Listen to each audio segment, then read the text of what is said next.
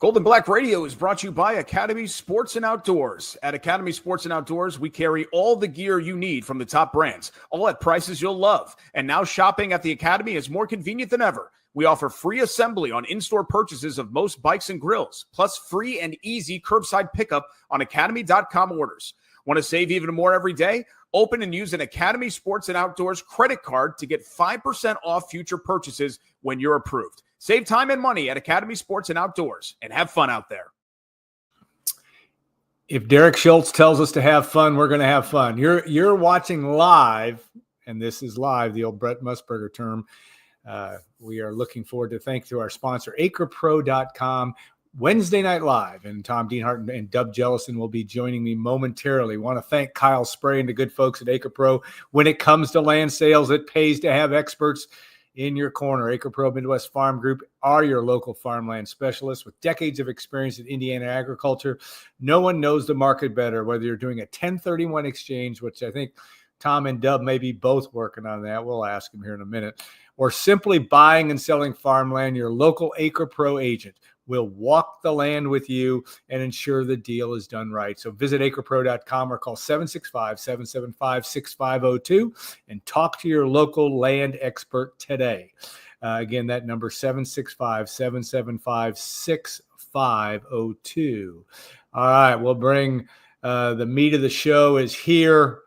We're looking forward to it's game week. Can you believe that? I know you guys. I'm sitting here eating bonbons while you guys are working, but it is time now, and Purdue will be taking the field. I was in the press box today getting ready with Nate Barrett, getting ready for our post. We're doing a little prep work for our Saturday simulcast, which will air. No call-in show this year. We'll have that show. Tom and Dub will join us for segments half hour after the game, but we're taking that picture of the Ross H. Stadium turf, which is not right, the Bob Norman Field. Outside of that, I've never seen the field look better. So it's going to be a beautiful track come Saturday at noon. Cool day as well. Tom Dienhart, you've talked to Mick Tidrow. You've contemplated this game for months, if not decades. Feels like years. What is it? What are you seeing coming into Saturday night or Saturday afternoon? No idea, Alan Karpick. No idea. But right, yeah, it's going to be like Christmas morning. It'll be like Christmas morning for Dub and I and all the 50-some-odd thousand people there on Saturday at high noon. I want to believe what I see. A lot of areas of this team look good. I like the offensive line. I like the defensive line too, to be honest with you. I'm sort of intrigued by the entire defense. I think it's been a real upgrade over there, and a lot of new faces. Of course, that's the big theme across the board for Purdue in 2025. 82 newcomers, 54 transfer portal guys, and again, the defense.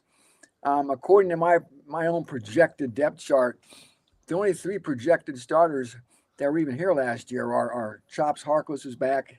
He's going to start. Trey Smith's going to start. C.J. Madden at the other defensive end. Other than that, everybody else that starts on defense is going to be a newcomer, and I think there's some solid players there, and I'm intrigued to see what they can do. So, yeah, just a lot of questions, a lot of unknowns, and I'm really eager to see what the Boilermakers have.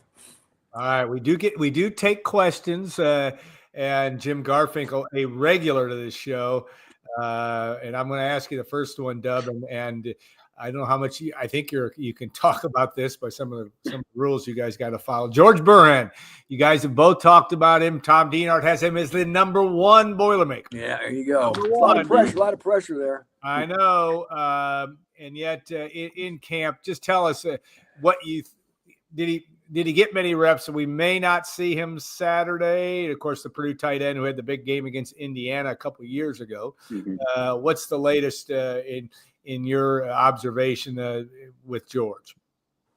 Yeah, and I think everyone who's followed this team over the last few years knows his struggles with staying healthy, and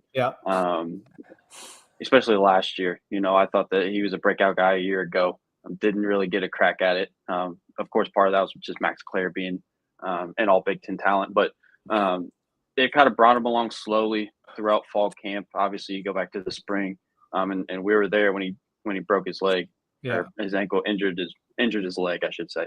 A lower leg injury, and not making lower leg injury, and it looked pretty gruesome. And I think Tom and I were talking about it when it happened. It's like, well, there goes his year. There's another year we don't get to see George Burhan on the field. Miraculously, he's recovered, and we're going to see him on the field at some point. I just don't know to what extent we'll see him on Saturday, if at all. I think his status is very much up in the air right now. Yeah, and it is and again, nobody knows there is no depth chart, right? Mm-hmm. But there is a goldenblack.com depth chart, Mr. Dienhart. Oh yeah. I know you held it together well. I know you were flabbergasted. You did say, "Hey, Barry, I let Barry Yoder know my disappointment there." I know, but you this we're talking about Monday's press conference. Tom did, kind of say he was sifting through the game notes and didn't see it. But tight end, that's an interesting position because, again, you guys have a heck of a lot better feel for what kind of offense Purdue's going to try to run with Ryan Brown and Devin Mockabee and company. But who's going to play tight end? Yeah, we did see George out there all camp in uniform. Now, he wasn't always working on 11 on 11. Yeah, he was maybe doing some work off to the side at times, and he was doing drill work and whatnot. But you could kind of tell they were being, careful with George, trying to handle him with care, if you will. And I'm like Dub. We heard Josh Henson, the offensive coordinator, speak on Monday too, and boy, the way he talked, it sounded like George wasn't going to play. So we'll see. I think if I'm Purdue, I'll probably err on the side of caution. Don't play George either of these first two games. Let him get as healthy as possible and bring him out for USC. So to your question, Alan, who is going to play tight end? That's a great question. It's not in my estimation, it's not a real good position outside of George. Now, Dub and I both like number 17, Rico Walker. He was a real late transfer portal addition in the spring, a kid from Auburn. And, he was injured initially, I think, wasn't out there, but practiced then throughout most of camp and really looked like he was making a move. So I think you'll see Rico Walker, and I think you'll see number 44, Christian Moore, probably be the tight end you see the most. And the other guy, Christian Earls, the gigantic tight end, 6'7", 280 pounds. I think you'll see him here and there in certain situations, probably more so as an extra blocker. But those are probably the three tight ends we see. So number 17, number 44. I like those things. I like those non-80 numbers for tight ends. Mm-hmm. That's good. I know that's nothing new, but it's fun. And we talked a little bit offline, Dub, about Barry Odom and watching him in Monday's press conference. Obviously, very in control. Somewhat apologetic about the lack of depth chart. I get that, and yet, you guys have had a lot of access, and with the exception, obviously, of the scrimmages. But you've been in practice. You're going to be in practice every week, though. I guess I just saw the notice that Monday's Labor Day practice will be a little bit later in the day. But my point is, coaches still, as they get closer to game one, and it seems Barry's very easy to get along with, but he's also in control. Talk a little bit about that, just in terms of how he's going to handle things. He's certainly being careful about his depth chart. And certainly going to be careful about injuries, and he's very, very, very upfront about that. Yeah, absolutely. And and I get where he's coming from, especially on the injury front. Sure. He does. That's the last thing he needs to worry about is people putting stuff out, right? Yeah. But yeah, he's been around the block. I don't know that this is something that he did at UNLV or Missouri when he was the head coach there at both of those places, but. He's keeping a lot close to the vest right now. Not wanting to put much out there, which could play to their advantage come Saturday. I think beyond that, it's not going to matter a whole lot. No. And with regards to the depth chart, because USC is going to have film. Yeah. From the first two games, Notre Dame's going to have film. So, but yeah, he is keeping things close to the vest, and you got to think that this is something he's probably done in the past, and and it's worked for him. So he's going back to the well. Yeah, and again, one thing you get with Barry Odom is a guy with experience, and that's what Purdue's hoping will turn the tide. You know, here's a guy that has been as well documented head coach at Missouri. Went to after spending 4 years there and coaching Drew Lock and beating Purdue once and losing to Purdue once. He obviously lost that job there. Goes to Arkansas. Goes to UNLV. Tom, is there a way for the fan that's tuning in or going to listen to this on replay to characterize, I guess is the better word, Purdue's offense? Ryan Brown, you know, the role of the quarterback and how is it, in your estimation, kind of different than what you saw last year? Obviously, completely different coaching staff. We get that. And Ryan Brown's a guy that was going to do some things you have to think with his feet. He did that last year, certainly. But to the fan that's walking into Ross-Ade and digging through that non-printed program that they won't have, how do you characterize what we're going to see from an offensive standpoint? How would you label it? I think Barry Odom wants to be physical. You know, hard, smart, and tough. You know, we know that's his mantra. And I think he wants, like every coach, wants to establish the run. I think he's not just paying lip service to it. You know, we've seen this offensive line import a lot of talent, and they got much bigger and they got much deeper in the offseason with portal guys. And he wants to win the line of scrimmage. Barry Odom is all about toughness, almost a throwback, if you will. Maybe that's too cliched, but sort of a throwback. Yeah. You know, and wants to get physical. And I think, he still wants to throw the football, don't get me wrong. But I think he wants to establish that line of scrimmage, then take his shots downfield. And I think you're going to see the quarterback, Ryan Brown, to your point, be a big part of that ground game. Boy, if you watch him tuck and run the ball when he turns the corner, he's a gazelle. 6'4", 215 pounds, has a long stride. Yeah. He's tough, Allen. He's a leader. Boy, that's the one thing of the intangibles with Ryan Brown that you hear time and again. Well liked by his teammates. We saw that last year when he made those 2 starts. I remember talking to him at a night practice and just watched his teammates were coming out of the locker room. We were talking to him, and they were kind of kidding with him, making fun of him and teasing him. They were teasing him is what they were doing, and that kind of shows the affection someone has if they're teasing you.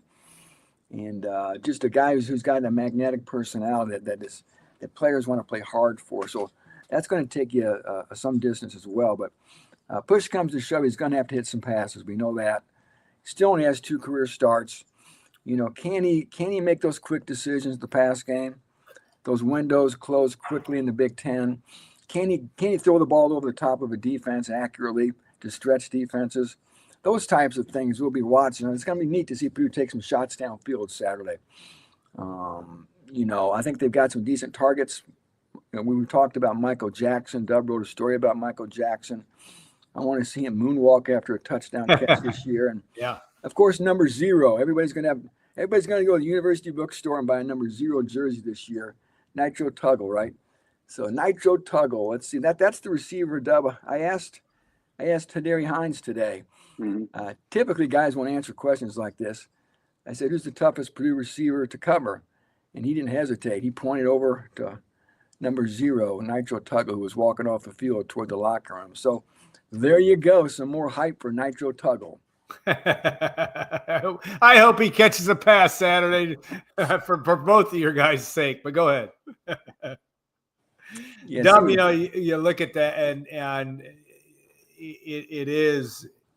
Talked about the running backs, and obviously number 45, everybody knows Devin Mocka being a guy that has proven his worth in so many ways to Purdue. He's Mr. Purdue football without question. But there's some other guys that intrigue you a little bit, and again, it may be hard to tell because you weren't in the scrimmages, but how do you see Barry Odom and staff dividing up the carries? I mean, do you think he's going to have 2 or 3 guys run the football outside of Ryan Brown? Yeah, absolutely. You know, I think throughout fall camp, we saw several guys getting first team reps at running back. Mm-hmm. Now, I'm not sure if that's, saving some wear and tear on Maccabee, or if that's just how much that they like Antonio Harris and Malachi Thomas. But those are the other two, besides Maccabee, that are going to factor prominently into that backfield. Antonio Harris is a guy that I've been super impressed with. He kind of came out of nowhere in the spring, and you're like, let's see if he can continue this momentum into the fall, and he definitely has. There's times where he was the first running back out there during fall camp. So he's gonna play a large part in that backfield, that ground game. And then Malachi Thomas is a guy who missed all spring, so he's kind of getting caught up this fall. And he's another guy that they've kind of entrusted with the football back there. So all three of those guys are going to get some carries. And like Tom mentioned a minute ago, I think Ryan Brown's going to be a big part of the run game as well, the quarterback run game. So they got four solid options back there. Yeah, good to hear. I'm putting my readers on because I can't read this print, but I can. Boiler fan MCSC1. Who will the kick returners be? And again, you're probably giving educated guesses, Tom Dienhart and Doug Jellison, but who? I mean, Michael Jackson you talked about, right? Yeah. But what do you guys think? Yeah, we've asked James Shebus that recently when we spoke to him. The grand old man of the coaching staff, right? Grand old man. Yeah. He eats a Cracker Barrel. I know he eats a Cracker Barrel. Even with the bad logo. I think he's back. He's on it. I was going to say, I don't know about it anymore. I don't know what happened there. How much free publicity have they gotten? Yeah. I digress. Michael Jackson's going to be on kicks and punts, we think. And Antonio Harris, who Dub just talked about, he's the other name that Shebus mentioned as well as a guy who's caught his eye as a returner. He told us that he kind of likes running backs back there because they're a little bit more shifty, at least on punt returns. So there's probably been upwards of 10 guys every practice that would take, reps catching the ball, running the ball back. Maccabee was doing it. So, just a litany of guys. But those were the two names that Shebus had mentioned to us during the course of camp. Yeah. Do you have anything else to add to that, Frey? I don't know, Tom. We might see D'Amico Kennedy returning kicks too. We saw that a little bit too.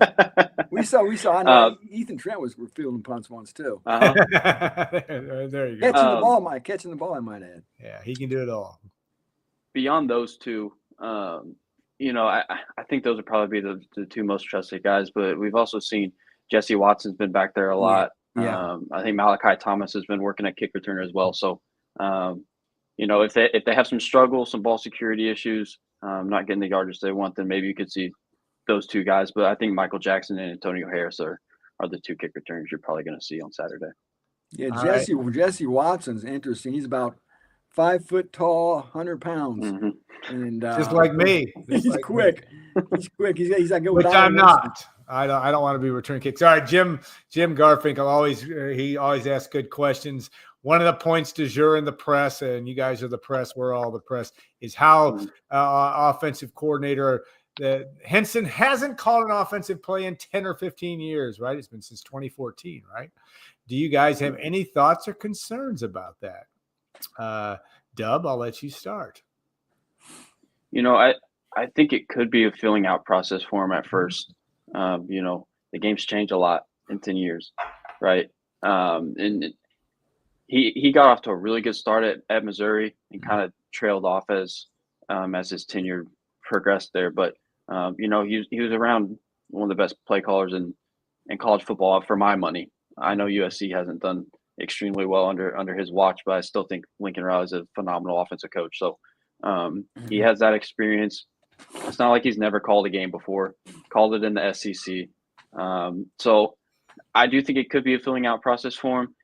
I think it plays to their advantage. They got Ball State and Southern Illinois. Obviously, you don't want to overlook those two teams, but a little bit of a lighter schedule gives you an opportunity not even for him, just the whole team. Ryan Brown especially too, giving them a chance to get their feet wet, learn more about themselves, and then get ready for USC, Notre Dame, and then the gauntlet of the Big Ten. But I'm not too overly concerned about it. And Tom, we looked at least for Monday in the press conference, he held his, what you would expect. He's been around college football a long time. He held his own in terms of answering questions very, being honest, and somebody tried to sneak in a question about a depth chart question, and he quickly deferred to. But what any thoughts from your end on the OC? I think he's a smart guy, and offensive lineman by trade. Coached the offensive line. I've talked to some people. They think it's nice having an offensive lineman call plays because he knows how the line works, the fits and everything. And like Dub said, Dub made some good points there. It's going to be a feeling out process. I don't care what anybody says. It's been 10 years. It's a long time. You can sit next to Lincoln Riley all you want. You weren't the guy calling the plays. Yeah. Whole different ball of wax, man. He's got the big headset on. He's going to be in the press box. It's his show. And the bullets are going to be flying around, and he's going to have to make quick decisions. We asked him if he has a script. He does have a script, but he's not married to it. But it sounds like it's just sort of a framework to start a game. He's going to adjust if need be. But that makes sense. You always kind of want to have sort of like taking an outline to a speech with you, right? Yeah. You want to have a general idea what you'd like to do, and then you're going to see what you see from the defense and then adjust from there. So he's a smart guy. Most offensive linemen are. He's a very intense guy. And you probably know this, Alan. He was on the offensive line that played on Oklahoma State against Purdue. Right. Way back in the Alamo Bowl there. I guess he couldn't block Roosevelt Colvin and Chike O'Keefe and all those guys. 1997, right? And I think there's a bit that's a fair question though for everybody to ask. Yeah. And again, like Dub said, he's got kind of a, you hate to call them audition games, but let's call them audition games because we can't. We don't work for the team. Yeah. 2 audition games to kind of get his feet under him before the big boys come flying in here from the West Coast in a few weeks. All right, James Avila, and this is another question du jour and a very common one. We'll find out. Is Purdue displaying more discipline this year? Again, that's a question of, and you guys were both in practices, and this is not a Ryan Walters trashing session. That's not the issue here, but there's certainly, you get that impression that there's certainly more experience and maybe more direction just from a different approach. But Dub, I'll let you weigh in on that one. Yeah, I think from what we've observed in practice, I would say yes. Barry Odom's a guy that kind of gives off the no nonsense approach, that way of thinking, very blue collar. He's not in it for the glitz and glamour. He's there to get the work and turn Purdue around. That's what he said from the first time he talked to us, right? Said it again, right? Yeah.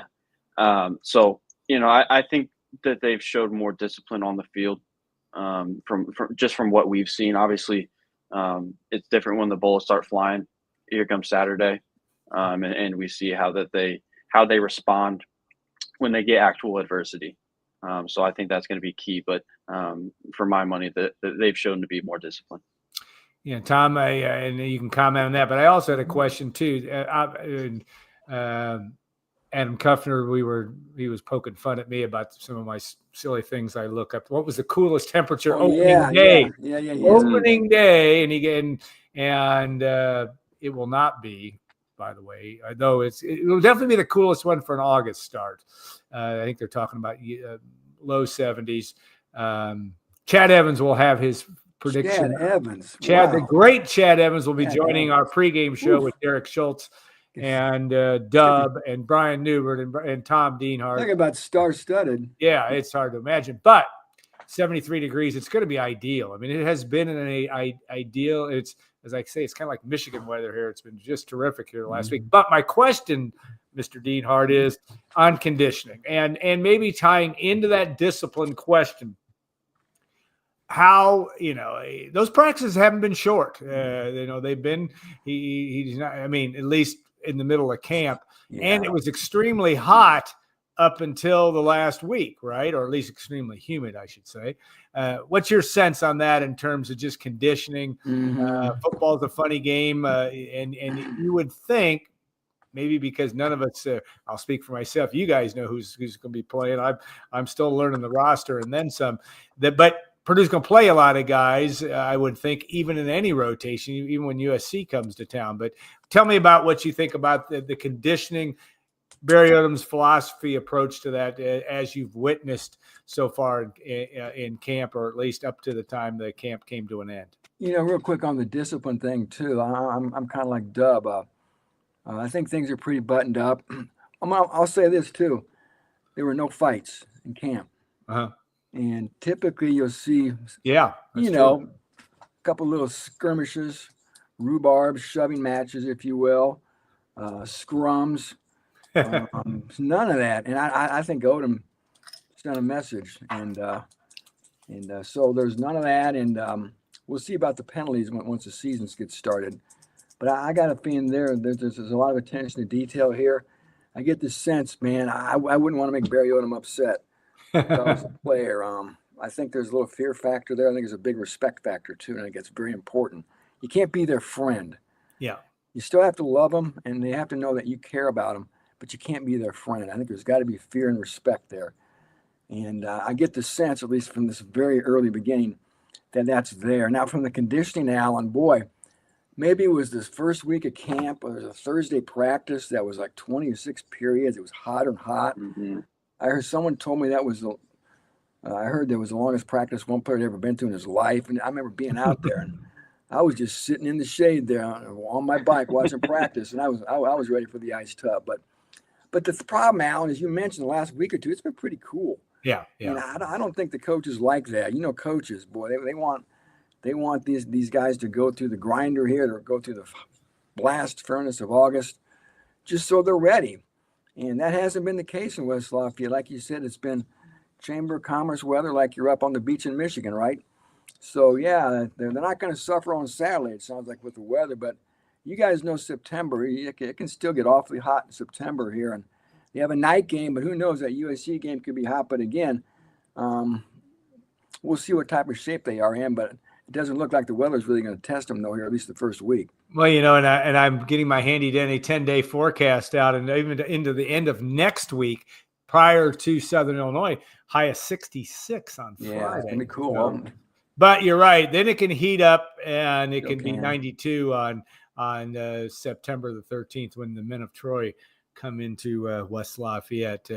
Dub, any comments on your feeling on the conditioning and what you've seen? You've obviously watched a lot of football here over the last few years, but what do you see there? Mm-hmm. Yeah, I think there's always a level of kind of the same thing I said with Hinton, just a feeling out process and getting your legs back under you when you get out on the field. I want to say last year we saw several guys cramp up against Indiana State, if I remember correctly. It wasn't even all that hot that day, yeah. Mm-hmm. No. So I think you might see some of that, but they've been tested a lot throughout camp, and they've done so smartly. They take I think they call them TV time or media timeouts. Go get some water, get some watermelon, get some popsicles. They even gave us some popsicles one day. Yeah, that they love you guys. They won't let you talk to Ryan Brown, but they love you. I know that's all right. Go ahead. I'm digressing. But they've been tested. I think it is different when you're actually in the game and you're out there and you're not staying around on the sidelines for a while during practice. But I wouldn't have too many legitimate concerns about their conditioning as of right now, especially with how the weather's going to be. Mm-hmm. All right, another question. So far, I'm impressed with the organization of practice. I don't know how Carl knows. Maybe he's hearing that and watching it because it's only media only. Maybe most important, the low number of injuries. And again, getting back to something we talked about earlier, we're not allowed. You guys are not allowed to report on injuries, and we understand that philosophy. But it does. I'll ask you: is it fair to say there have been a relatively low amount? It doesn't appear to be a number of guys that are going to be ruled out because of injury in fall camp. Is that a fair thing? Can you legally say that without a big disclaimer coming up? All right. Barry, I don't have us running gassers here. I know. I don't want that to happen. I think the team is in pretty good shape. It really is, and And you have to credit Kiro Small to, the strength staff, of course, the work they put in going way back to December. Great personality. Right? Yep. All that stuff started months ago. That's when you really do your work. And some of it's luck too. Let's be honest. It's some of it's luck and good fortune. There's not a lot of full contact. There's really no tackling at all. So that helps limit guys aren't being taken to the ground and maybe avoiding some injuries as well. And Barry Odom was asked about tackling too, if he thought it was going to be sharp. And he thought they did as much tackling, I think, as ever, if I remember right. Yeah. So, I think by and large, this team is in pretty good shape. They walked him right up to the starting line of the year. And I think they're in pretty good shape, from a health standpoint, which is good. Injuries are coming. That depth's going to be tested, but for now, things seem to be pretty good. Alan Karpick here with Dub Jellison, Tom Dienhart, acrepro.com, Wednesday Night Live. What could be better? Though it is a beautiful night in West Lafayette, and it is getting near. We're starting to get a little tinge because it's been cool, like we've talked about that fall weather. All right, I want to take and you guys are in tune with the world of college football, but I always like this question by Jim: which Big Ten coaching job opens up first? I know Wisconsin, he's struggling just a little bit. I know Lincoln Riley, you hear all this stuff. He's on the hot seat. Tom Dienhart, you follow that pretty closely. What do you think? Oh, Ryan Day. If you can't beat Michigan. Ryan Day, yeah. I love Ryan Day. Put him on your hot seat if you want. A kick out of that, but go ahead. Those are guys, we talk about that sometimes too at practice. And someone said that Fickle's got a pretty big buyout for what that's worth. Oh, he's got a huge buyout. Money doesn't seem to stop anybody when they want something done, though. We've seen some crazy money paid for buyouts. You mentioned, Lincoln Riley. Dub and I talked about that. That's a pretty obvious one. I think it hasn't gone as people had hoped it would for him in L.A. He's getting paid about $10 million a year and hasn't really produced. I think it was 4-5 in the Big Ten last year. So I think there's a sense of urgency, as we like to say it. Instead of calling somebody on the hot seat, there's a sense of urgency. How about that? Nice euphemism. And, Dub and I have talked, I think, about Maryland. Yeah. I think that's I like Michael Oxley a lot. And he's done a great job out there in College Park. He went to Towson. He's from that area. He got to a bowl last year. They were competitive. And he's gotten to several bowls, and they've won them. So maybe he's driven that bus as far as you can drive it. Sometimes everybody has an expiration date, 8 to 10 years. Everybody gets sick of everybody. They want to change. So maybe he leaves on his own, or maybe they make a change. And those seem to be the guys. The Michigan State coach, Jonathan Smith's working for a new AD. He's only been there 1 year, for crying out loud. But I was talking to Jim Comparoni, our Michigan State guy. Comparoni, the great Jim Comparoni at SpartanMag.com and part of the On3 network. Yeah. When I was in Vegas, and he said, there's a chance. I guess his buyout went to nothing when there was a new AD got hired. So the point is, if they don't like him, Jonathan Smith could leave, or they could get rid of him, this new AD, because he didn't hire Jonathan Smith. And the fans have not been enamored with him. I guess he's totally emotionless on the sideline during the games. If you're 10-1, they don't care. If you're that's right. But if you're 5-7, they care. But anyway, those seem to be the coaches, I think, with maybe something on the line this year. The number one guy in terms of hot seat, and he's not on the hot seat, but he's under the pressure cooker, is James Franklin, right? Penn State. There's so much there. That wasn't the question, but boy, Penn State, I don't envy his situation. A little tinge, and we're talking a little bit apples to oranges, but like what Matt Painter had to go through to get, and then finally get to the Final Four. And now Matt Painter's going to be a Hall of Fame basketball coach, but Purdue's looking pretty good on the men's basketball side. And they're not quite the same situations by any stretch, but it's an interesting one at Happy Valley because we need to get it done. And yet they were, they did win a game in the playoff last year. Right. And That just doesn't seem to be good enough. But that seems to be, Dub, the world we're in here. I mean, that's just kind of the way it is. You just it's win big in a Penn State, Ohio State, Michigan, Oregon. Probably you're expected to do that. USC certainly. Heck, I mean, there's a lot of talk about Ryan Day leaving Ohio State last year after they lost to Michigan again. Oh yeah, it's crazy. Month later, or month and a half, I guess. That was the national championship. So, James Franklin's one of the most scrutinized guys in the sport. And I, having covered Penn State previously, I didn't really understand it until I was kind of in that world. He's got a lot of pressure on him this year. I still think that Drew Aller is one of the best quarterbacks in the country, though, and I think this is their shot. And they were my pick to win the Big Ten, so maybe they will. They got to go to Ohio. They got to win at Ohio State. One other guy. That would be easy, but go ahead. I think there's one other guy to watch. Northwestern coach David Braun. They had a losing record last year. They're moving into that new stadium next year. Yep. Maybe they want to go into that stadium with a clean slate and with some vibes. Unless he goes 10-2 this year or 9-3. But if they're kind of just a middling team or 5-7. Maybe Northwestern makes a change because they want to open that stadium up with just a whole new regime, start everything new again, I guess. And that is the world, even in a place like Northwestern, where that I could buy that.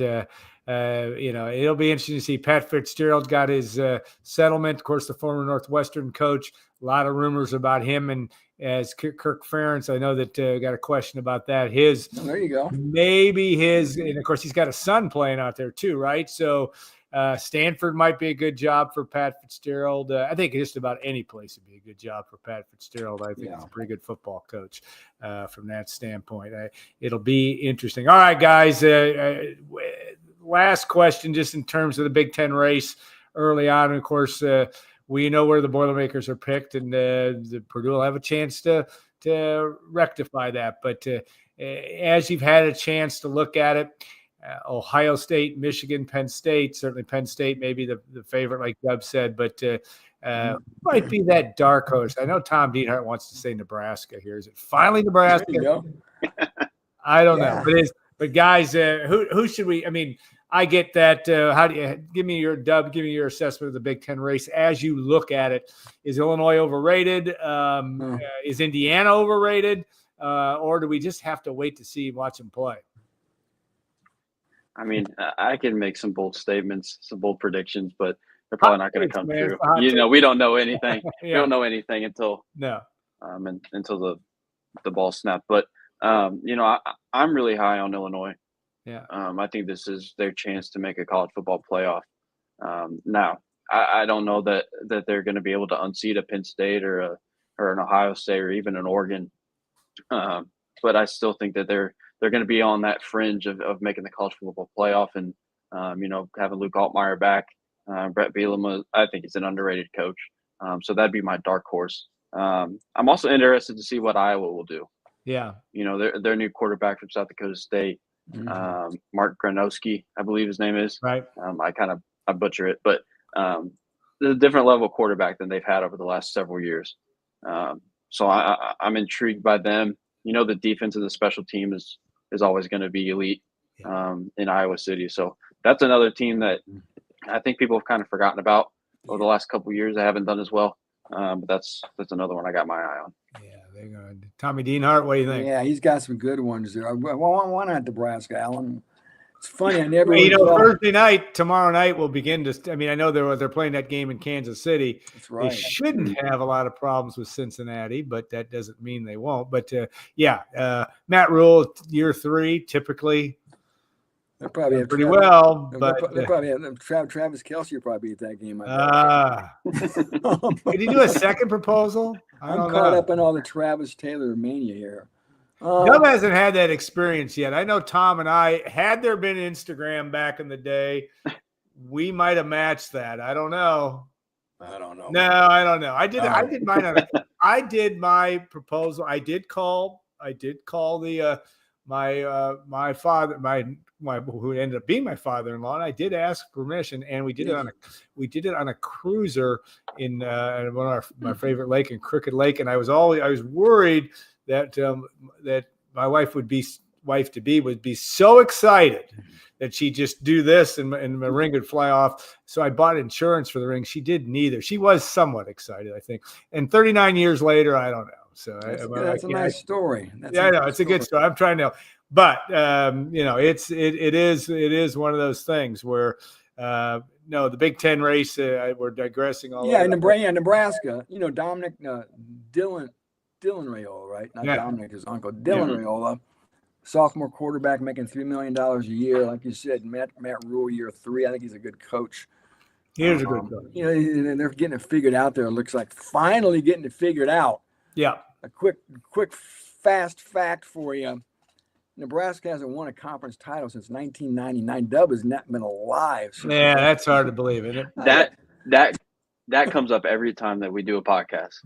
I know, you poor guy. We're gonna stop that. We got to have like a tip jar saying it, because it's just so brutal. Now that Tom and I are both, we love having Dub, man. I'll just say that. But Nebraska. I tell you what, I love going to Lincoln. I love the fans. It'd be a great place to meet. If there's one place you'd like to see have some success again, you'd like to see those fans get rewarded. I know Purdue's always starve for success too, but Nebraska, boy, how loyal they are and crazy they are. Good fans, Nebraska Cornhuskers. Let's do that. I got one more quick trivia question for you, Alan Karpick. Who was the last Purdue coach to win his debut? To win his debut. Yes. That would not Danny Hope. Danny Hope. There you go. And who ran for 238 yards that day, you remember? No. Ralph Bolden. Thought he was going to win the Heisman Trophy. Yeah. He didn't win the Heisman. Ralph Bolden was a good running back. He put up 100 yards the next week against Oregon State, then kind of got dinged up and wasn't ever. He always had a knee issue. I wanted to ask you, Ty, and Dub, this is the part you can participate, but we could just let you go home now. But what happened on the first play? I think it's the first play in the Purdue Ball State history. They played 6 times. Oh goodness! What happened? It's very important because of one of the great players, if not the greatest. I was at the game in 1986 in the press box. Right, but what happened? Rod Woodson ran a kickoff back for touchdown. There you go, Rod Woodson. I was probably out there sitting next to you. I know. We were eating apples and hot dogs and tomato soup. Tomato soup in that rickety press box. I know. I was always worried that thing was going to fall down. Rod Woodson. He was hurdling. That was one of only 3 wins that year.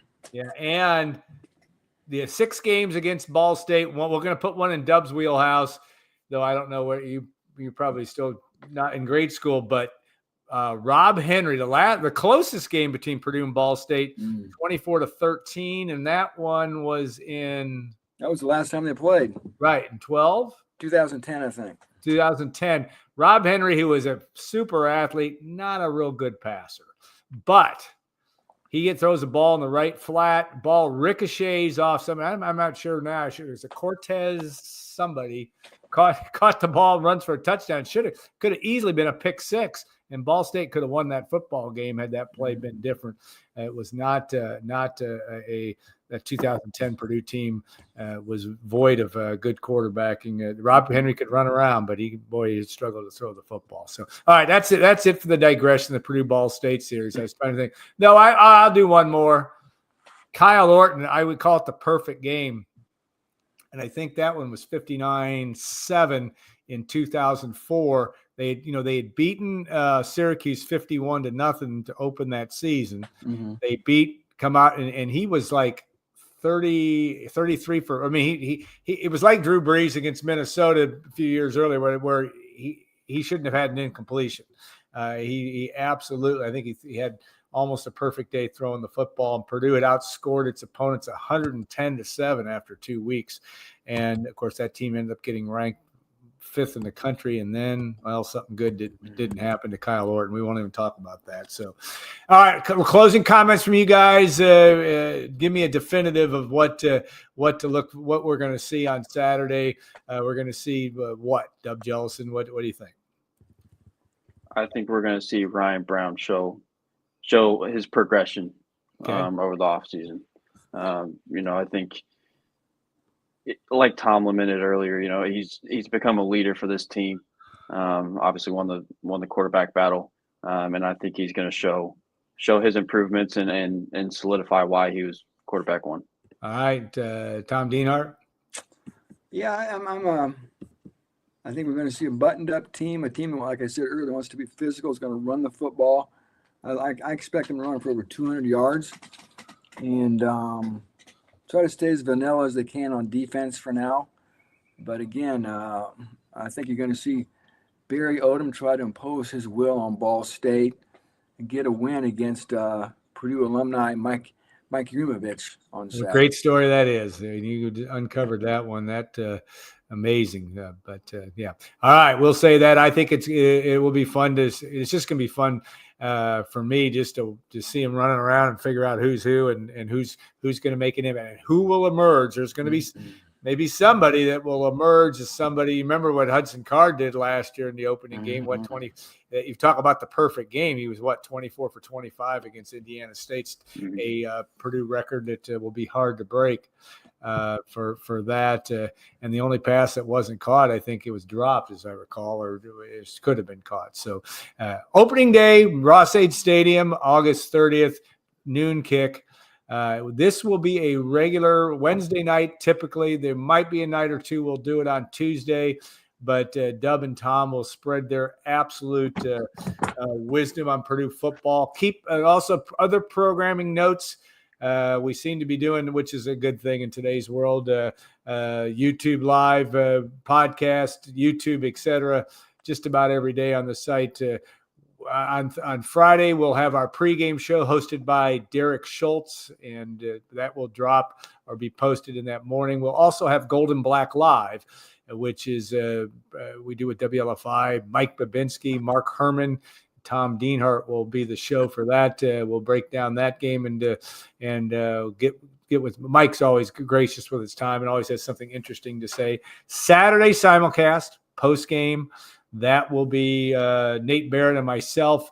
Again, no radio, no on the network, no call-in show, but this will be your chance to text your questions, and we'll bring in our special guests, Dub, Tom, Brian Newbert, maybe Mike Carmen. Whoever's lonely will call in, and we'll try to talk them off the ledge here about Purdue football. We'll have some fun with that. So have a great rest of the week, everybody. Thanks to all for taking the time. We had a good crowd tonight, and we'll look forward to doing this again next week. That would be September the 4th, right? So it's hard to believe we're going to be into September. And we want to thank also acrepro.com. A reminder that you can do a 1031 exchange. Call 765-775-6502 or talk to your local land expert today, Kyle Spray and Company. They've been great to us over the years, and we appreciate them. So have a great rest of your Wednesday evening. Tom and Dub, thanks for your time, and we'll do it again next week. Thanks, Alan.